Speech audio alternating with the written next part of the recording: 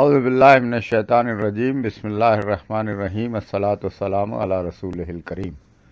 Inshallah, today we will start in the series of lectures called Reflection on Quranic Surah. We will cover, inshallah, Surah At-Talaq. Rabbi shrah li sadri wa yassir li amri wahlul uqdatam min lisani yafqahu qawli. Subhanaka la ilma lana illa ma 'allamtana innaka antal alimul hakim. It is difficult to determine precisely when the surah was revealed. However, it appears that it was revealed when the people started making errors in understanding the commandments in Surah Al-Baqarah and began to commit mistakes. Allah sent down these instructions. The major issues discussed in this surah is laws of divorce.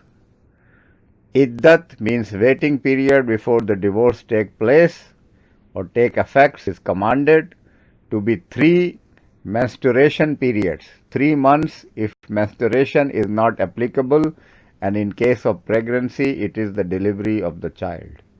Rebellion against Allah's commandment may bring stern reckoning or exemplary punishment. So fear Allah and adhere to His laws. Marriage is the most beautiful bond created by Allah between a man and a woman, so that they can experience the joy and satisfaction of mutual love and affection, and nurture a family with responsibility and care. But it is also the biggest test of patience and self-control, because Allah made us so different from one another, and due to this difference, it is inevitable that there will be certain irritations and conflicts. The best remedy is patience and forgiveness, but like all best things, it is not easy to achieve. There have been many books written on the subject which will give you a list of qualities that you should develop in order to remain happily married. But no book will tell you how to remain on your best behavior even when your heart is broken with disappointment, or how to be kind to an unkind person. The only book which answers these answerable questions is the great Quran, which comes straight from the heavens to open our eyes to the one fact which we don't consider, that is the fear of Allah.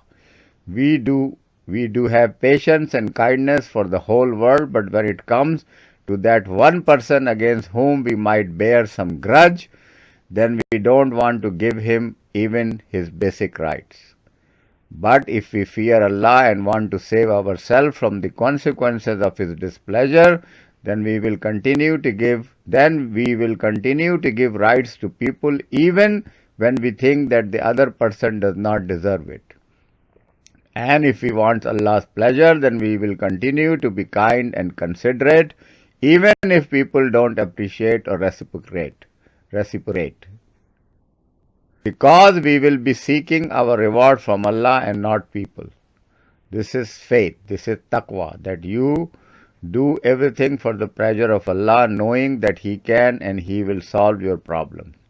Breaking of a marriage is not an isolated incident. So many people are affected, and especially children's life are thrown into a severe emotional torture. So every effort should be made to preserve this bond.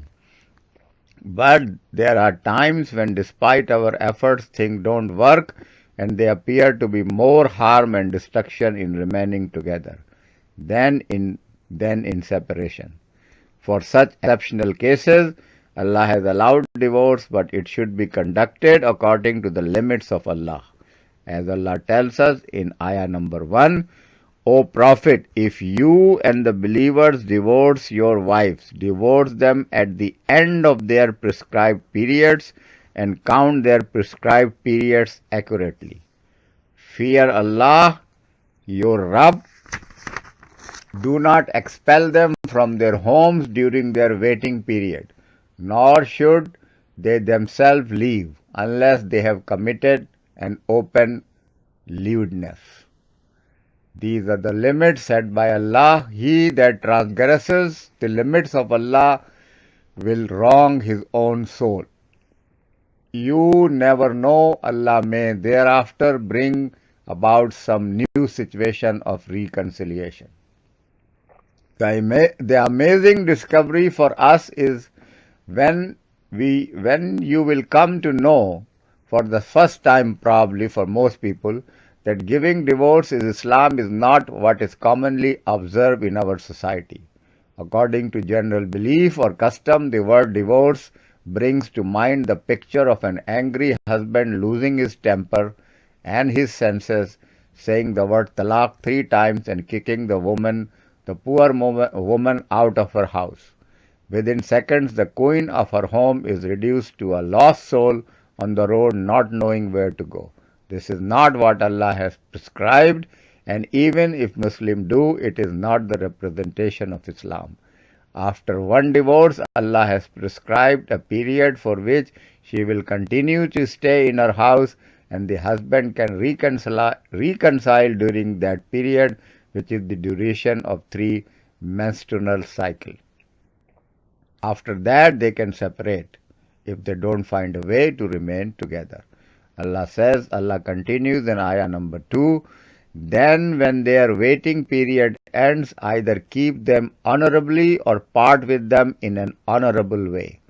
Call to witness 2 honest persons among you, and O witnesses, bear witness equitably for the sake of Allah. This advice is given to all who believe in Allah and the last day. He that fears Allah may be provided a way out of him. This is a heartbreaking procedure, but the governing factor should not be personal grudges or revenge, but Allah's consciousness. And whoever remembers and fears Allah will find him on his side. As Allah says in ayah number 3, and Allah will give him sustenance from the sources he could never imagine, for Allah is all sufficient for the person who puts his trust in him. Surely Allah brings about what he pleases, and Allah has a set of measures. Allah has set a measure for all things. Mostly we tend to think that it is impossible to do one-sided goodness. This is because all the books we read or people we meet are of the same opinion. How much you will read and hear about women's liberation and human rights, but no one is bothered about human duties or women's duties. If we think from the point of view of Akhirah, the hereafter, Allah is not going to ask us why we didn't get our rights, but He will definitely ask us about the rights that we were supposed to give others. Therefore, Allah wants us to keep giving and to think of receiving from Allah. When we believe that all power and resources are from Allah, then how can we even think of expecting anything from anyone other than Him? As Allah clearly tells in ayah number 5, this is the command of Allah which He has sent down to you. He that fears Allah will have his sins removed and his reward enlarged. Sadly, very few people have studied this concept of Quran, and even those who know it fail to act on it completely. But still we should keep trying to educate ourselves, especially young people, about the rights and duties in marriage so that they have a sense of responsibility towards it. So far the situation is not very promising because mostly girls and boys have a misleading concept of marriage which is imparted to their minds from childhood through fairy tales and then other fictions which they are exposed to all their lives. They think it is a cruise of delight and so find it very difficult to cope with realities when they come across them. Broken egos and broken hearts then lead to a broken society where people seems to be dragging along with their spouses and the whole family unit is destroyed. And people try and find peace and happiness through illegal means. All this is because people do not fear Allah, and so Allah reminds us of the consequences of such recklessness in ayah number 8, 9 and 10. Allah says, How many townships have rebelled against the commandments of their Rabb and his Rasuls, his messengers. Stern was our reckoning with them, and exemplary was our punishment. So they tasted the fruit of their misdeeds, and the fruit of their misdeeds were perdition. Not only did they face tortures in this world, but a great punishment awaits them in the hereafter too. As Allah continues to say in ayah number 10, Allah has prepared for them a severe punishment in the hereafter. Therefore, fear Allah, O men of understanding and faith. Allah has indeed sent down to you a reminder, which means Quran. Allah is saying, أَعَدَّ اللَّهُ لَهُمْ عَذَابًا شَدِيدًا فَاتَّقُوا اللَّهَ يَا أُولِي الْأَلْبَابِ الَّذِينَ آمَنُوا قَدْ أَنزَلَ اللَّهُ عَلَيْكُمْ ذِكْرًا. Allah has prepared for them a severe punishment in the hereafter. Therefore fear Allah, O man of understanding and faith. Allah has indeed sent down to you a reminder, which means Quran. Just read this ayah again and focus on Allah's word. O people of an intellect, that's what Allah is saying. Ya ulil albab. If you are so intelligent, then you should fear Allah. Use your intellect to be aware of Allah's power and understand the reminder that He has sent to you. Allah is so merciful to His creatures.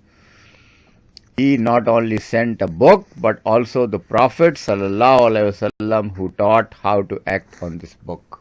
As Allah says in ayah number 11, a Rasul should reciting to you the revelations of Allah containing clear guidance, so that he may lead the believers who do good deeds from the darkness to the light. He that believes in Allah and does good deeds shall be admitted to gardens beneath which rivers flow, to live there forever, and Allah has prepared an excellent provision for them. Allah used the word khalidina fiha abadan qad ahsana Allahu lahu rizqa. Live there forever, and Allah has prepared an excellent provision for them. How beautiful is this verse! Just ponder on its word and you will realize that Allah wants you to come out of the darkness of ignorance and darkness of depression and sadness and enter into the light of Quran, which lights your heart and lights up your life. And this reward is not just in the world, but the power of faith and goodness will take you to the eternal gardens of delight. How beautiful is the promise of Allah subhanahu wa ta'ala. He is the originator of everything and He has created such marvels. But He has not forced guidance on us because it is the test of our faith. He will give guidance and light only to those who really and truly wants it and value it from the depths of their heart. Remember that He is Allah, the most perfect and free from all needs.